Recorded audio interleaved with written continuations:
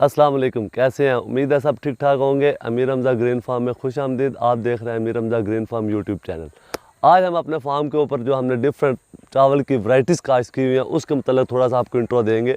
उस हवाले से सबसे पहले मैं सबसे जो फेमस वैरायटी है उससे शुरू करूँगा, ताकि जो डिटेल अभी तक हमारे पास है वो आपके पास गायब गए इसी तरह पहुँचती रहे। तो सबसे पहले फेमस जो वैरायटी है इस टाइम जो पाकिस्तान में चल रही है वो है 1847 PB 1847। और ये वैरायटी जो है ये इस हिसाब से फेमस है कि एक तो देखा जाए तो इसका झाड़ बहुत ज़्यादा निकलता है अभी तक जो रिज़ल्ट्स आए हैं उसके मुताबिक, और दूसरा इसका बीज अभी तक बहुत लिमिटेड स्टॉक में था जो कि चंद लोगों के पास था, जिसमें हमने ये पूरा 1 एकड़ जो है ये काश्त किया था। तो सबसे पहले मैं आपको इसके हवाले से ये इसकी मुजराल आप देखें तो इसका चावल और इसकी मुजराल बहुत भारी और बहुत घनी है, दाने पूरे हैं, बिल्कुल कोई दाना कम नहीं है और मुकम्मल दाने हैं, क्योंकि बाद वैरायटीज़ आगे मैं आपको दिखाऊंगा जिनमें दाने कम होंगे। तो और अभी ये बिल्कुल पक कर तैयार हो चुकी है और तकरीबन 3 से 4 दिन बाद हमने इसको बर्दाश्त करना है। उसके बाद क्या एवरेज निकलती है, क्या रिज़ल्ट निकलता है वो, क्योंकि हमने बाकी भी वैरायटीज़ अभी आपको तारुफ़ करवाना है और फिर उसके बाद जब इसको रिज़ल्ट निकलेंगे वो भी आपको दिखानी है। तो इसका भी जो रिज़ल्ट है, कितने मन निकलती है, क्या पैदावार आती है, वो उन्हीं के साथ बताएंगे। इसके साथ चलते हैं दूसरी वैरायटी की तरफ, वो भी आपको दिखाता हूँ। इसके बाद दूसरी वैरायटी है हमारे पास अल खालिद राइस, जो कि जिसके पिछले साल भी बहुत ज़्यादा चर्चे थे और अभी तक इसके चर्चे हैं। इसकी सबसे पहले जो सबसे फेमस इसकी बात है वो इसका कद है। अब ये जो फसल है इसमें हमने यूरिया खाद बिल्कुल ना होने के बराबर डाली है, उसके बावजूद इसका कद आप देख सकते हैं। मेरा कद है 6 फुट 2 इंच और ये फसल तकरीबन हो चुकी है 5 फुट के राउंड अबाउट। मेरे यहाँ तक देखें ये पहुँची हुई है। अब इससे ऊपर 1 फुट ही हूँ जो कि मैं हूँ, और नॉर्मल जो इंसान है वो इसमें अगर थोड़ी सी आप यूरिया ऐड कर लें तो वो आम इंसान इसमें नज़र नहीं आता। लेकिन उसके बाद अब दूसरी इसकी जो बात आपको बताई जाए तो इसके ये दानों की, तो इसमें थोड़ा सा प्रॉब्लम जो पिछले साल भी आया था और इस साल भी है कि ये एंड से इसके दाने खाली होते हैं। लेकिन इसका चावल जो भी होता है वो एक तो बहुत ज़्यादा अच्छा फाइन क्वालिटी में होता है और इसका जायका बहुत अच्छा होता है। उसके बाद इसमें जो था पैदावार के हवाले से, ये तकरीबन जो पिछले साल हमारे पास आई थी 65 मन पैदावार आई थी, लेकिन कहा जाता है कि ये 70 से 75 मन तक दे सकती है। और ये इसका सिट्टा देखें, इसकी वजह पैदावार कम आने की ये है कि इसका लास्ट से जो सिट्टा है वो इस तरह से खाली हो जाता है, जो कि इसकी मुजरार है वो इस तरह से खाली हो जाती है लास्ट एंड से, जिसकी वजह से इसके दाने कम होते हैं और इसकी पैदावार में थोड़ा सा फ़र्क पड़ जाता है क्यों। और इसके बाद ये अभी जो आप कंडीशन देख रहे हैं तकरीबन इसने अभी 20-25 दिन कम से कम ले रहे हैं, उसके बाद ये पक कर तैयार होगी और इसका भी रिज़ल्ट उसके साथ दिखाएंगे। आगे जो नेक्स्ट हमारी और वैरायटीज़ हैं वो भी आपको दिखाते हैं। और इसके बाद ये है PB 1692। 1692 सिर्फ एक नहीं काफ़ी चीज़ों की वजह से मशहूर है और इसमें जो सबसे मेन बात है वो ये बताई जाती है, कही जा रही थी कि ये इसमें बहुत ज़्यादा नागे होते हैं और बहुत ज़्यादा ये मरती है, जिसकी वजह से इसके जब पौधे डेड हो जाते हैं तो इसकी पैदावार में बहुत ज़्यादा फ़र्क पड़ता है।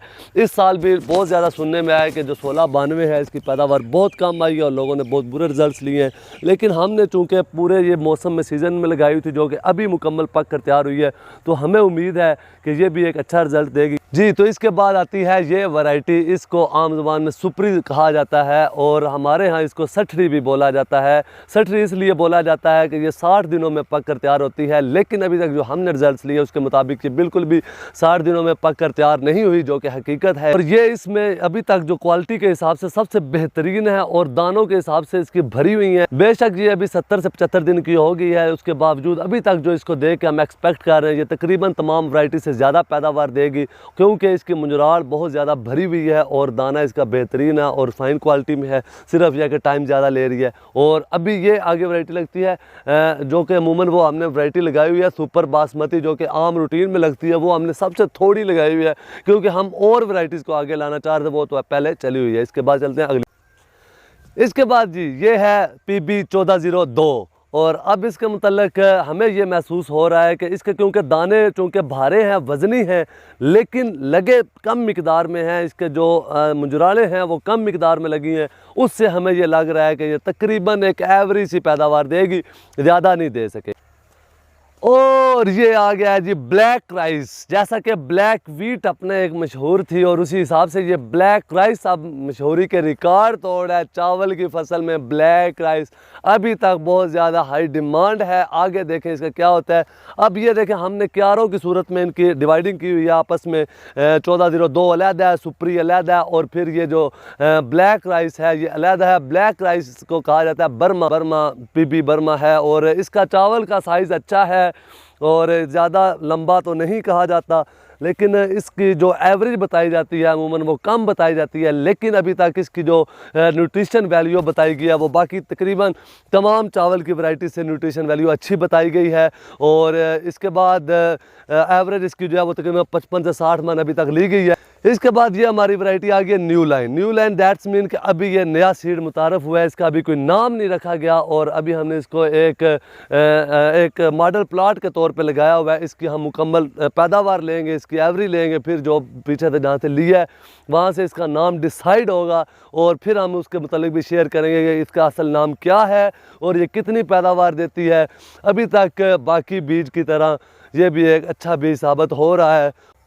इसके बाद आती है हमारी ये वैरायटी, इसका नाम है PB 1718। ये वैरायटी भी पिछले 3 साल से मार्केट में गर्दिश कर रही है। ये कहा जाता है कि बाकी से डिफरेंट है, लेकिन मुझे ये अपनी अमूमन जो सुपर बासमती है उसी के क्रॉस में ये सीड लग रहा है। उसकी वजह ये है क्योंकि ये बाकी तकरीबन सब के साथ काश्त हुई थी, लेकिन अभी तक ये सब्ज़ है और इसने अभी आगे लंबे अरसे तक चलना है और इसकी बर्दाश्त में काफ़ी टाइम है, जिसकी बुनियाद में मैं ये कह सकता हूँ कि ये सुपर बासमती जो कि हम पहले से सालों से काश्त कर रहे हैं उससे ये मिलती जुलती एक नया सीड है।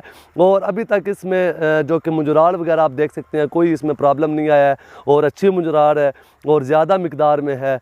और पहले कहा जा रहा है कि इसमें बहुत अच्छी पैदावार के हिसाब से एक अच्छी पैदावार है, लेकिन अगर ये सुपर बासमती के साथ मिलती जुलती हुई तो इसका रेट भी ज़ाहिरी बात है कि उसी के मुताबिक लगेगा और एक अच्छा रेट लगेगा। इस तरफ भी देखें ये वैरायटीज़ लगी हुई हैं, हमने सारी डिवाइड की हुई हैं, और इस तरफ भी मेरे इस तरफ भी ये सारी वैरायटीज़ लगी हुई हैं और जिनका हमने आपको मुकम्मल डिटेल से तारुफ़ करवाया है। और ये अब ऐसा ऐसा बर्दाश्त हो रही हैं और हम इनकी तकरीबन तमाम चीज़ें A to Z नोट कर रहे हैं, इनकी पैदावार वगैरह भी लेकर फिर आगे किसी नेक्स्ट वीडियो में इंशाल्लाह ज़रूर इन वैरायटीज़ की पैदावार के मुताल्लिक़ आपको कोशिश करेंगे बताएं। तो इसके साथ ही मुझे इजाज़त दें, बहुत शुक्रिया, अल्लाह हाफ़िज़।